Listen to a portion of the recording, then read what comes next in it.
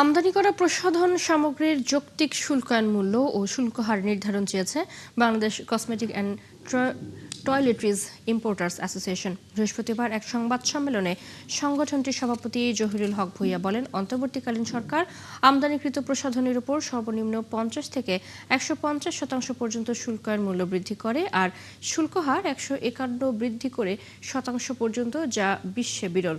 তিনি জানান, এর প্রভাবে বিদেশি প্রসাধনী আমদানি কমেছে আগের চেয়ে 70 থেকে 80%। কর্মহীন হয়েছেন প্রায় 4 লাখ মানুষ, পাশাপাশি সরব হয়েছে চোরাই পথ। এতে বিপুল পরিমাণ রাজস্ব হারাচ্ছে সরকার। অন্যদিকে বৈধ পথে না আসায় নকল প্রসাধনীতে বাজার সয়লাব, ফলে প্রতারিত হচ্ছেন ক্রেতারা।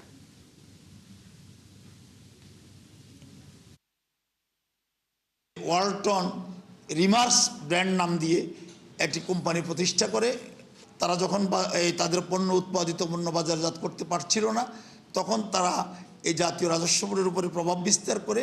এটা আসলে কোনো যুক্তি হতে পারে না যে দেশীয় শিল্পকে সুরক্ষার জন্য আমদানিকৃত পণ্যের ভ্যালু এমনভাবে বাড়িয়ে দেওয়া হবে যা বিশ্ববাজারে কিন্তু এই দাম নাই।